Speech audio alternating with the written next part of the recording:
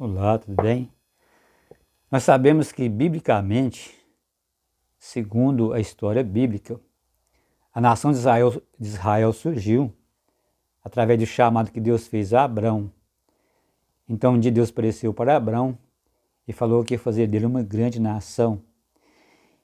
E a gente sabe que Deus fez uma aliança com Abrão e passou a chamar Abrão de Abraão, devido a esse motivo, porque faria dele uma grande nação. E a nação de Abraão, ela cresceu através de seu filho Jacó. E foi através de Jacó que surgiu a nação de Israel. Foi porque Jacó foi chamado de Israel.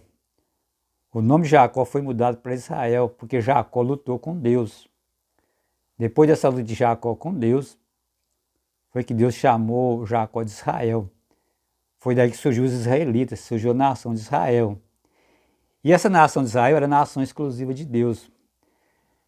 Porque Deus disse, eu sou o Deus de Abraão, de Isaac e de Jacó. É evidente que os descendentes de Abraão, de Isaac e de Jacó era considerado povo de Deus, exclusivo de Deus. Israel era a nação exclusiva de Deus. Mas isso teve um tempo determinado. Inclusive isso está na profecia, que chegou um momento que Israel não seria mais o povo exclusivo de Deus. E quando Jesus morreu, aqui no livro de Mateus, no capítulo 27, no verso 51, fala assim: eis que o véu do santuário se rasgou de duas partes, de alto a baixo, tremeu a terra e fenderam-se as rochas. Então, nesse momento, que Israel não era mais a nação exclusiva de Deus, porque na questão dos rituais de purificação, era através ali da nação de Israel, ali tinha o templo, o sacerdócio, e através dos rituais que era purificado o pecado. Mas mesmo assim a gente sabe que isso só aconteceu por causa da morte de Jesus, porque em Hebreus fala que sangue de animais não pode purificar pecado. Então, quando Jesus morre na cruz, o plano de Deus da salvação passou a se resumir em Jesus Cristo. Porque Ele agora é o sumo sacerdote que intercede por nós. Ele é o único intercessor. Então Israel não era mais uma espécie de nação intercessora entre Deus e a humanidade, mas agora somente Jesus. E, inclusive no livro de João fala que aqueles que aceitaram Jesus passou a ser considerado como filhos de Deus, aqueles que creram em Jesus. E a gente sabe que a nação de Israel, muitos ali rejeitaram Jesus. Eu digo a nação de Israel como elite, porque a nação de Israel tinha um governo de questão da teocracia. Então a religião era que governava a nação, e essa religião rejeitou Jesus. Os governantes de Israel rejeitaram Jesus, no sentido de governança, mesmo porque alguns governantes podem realmente ter aceitado Jesus, mas no sentido de religião rejeitaram Jesus.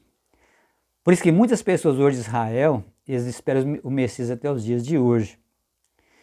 Então a conclusão é de que essa guerra não é a guerra de Deus como era no passado, porque Deus guerreava pelo seu povo. Como Israel não é mais a nação de Deus, então essa não é mais a guerra de Deus. Israel é uma nação comum como outras nações, é uma nação poderosa em sentido em relação à guerra, mas ela não é mais a nação de Deus. Então não faz nem sentido visitar Israel, a não ser mesmo uma questão turística, a pessoa vai como turista para conhecer como conhece outras, como vai em outras regiões para conhecer, porque é um lugar, devido ter passado Jesus ali onde existiu o templo, então é um lugar interessante, as pessoas vão para ver, mas não tem nenhum sentido religioso, nem questão da nossa fé. Para nós seguirmos a Jesus, não precisamos ir em Israel, que é chamada Terra Santa, que é um termo também que não está em concordância com a palavra de Deus. Porque o povo santo hoje é aquelas pessoas que aceitam Jesus, que busca seguir as orientações de Jesus. Então, o cristão não tem necessidade de ficar tomando partido em relação a Israel, Palestina. Esse não é o nosso objetivo. Esse não é o nosso foco. O nosso foco é seguir Jesus. Uma vez Jesus disse uma coisa que parece muito pesado. Uma pessoa que seguir Jesus, mas ele disse: desde que primeiro eu vou sepultar o meu pai. Jesus disse: deixe que os mortos sepultem os seus mortos, quanto a você me siga. Existe muita explicação nessa questão, o que Jesus quis dizer realmente, mas parece que essa palavra hoje nos nossos dias, ela parece significativa, porque muitas pessoas que estão envolvidas nessa guerra não aceitam Jesus como Salvador. E a pessoa que não aceita Jesus como Salvador é considerado como mortos. E pessoas que morreram mesmo nessa guerra, que não aceitaram Jesus, eles também estão mortos eternamente. Então, essa palavra, pelo menos em alguns aspectos, pode encaixar nos nossos dias. Deixe que os mortos sepultem os seus mortos. E quanto a nós, não precisamos, não devemos perder o foco. Devemos seguir Jesus. Então, nesse momento, o cristão vai fazer a sua parte. Porque o cristão, segundo a palavra de Deus, é considerado esse mundo como as mãos de Deus. Então, o cristão pode fazer a sua parte em oração, ou até mesmo ajudar as vítimas desta guerra. Então, tão somente isso é a função do cristão nessa terra. E que nós não venhamos perder o foco de seguir Jesus em tempos terríveis como esse.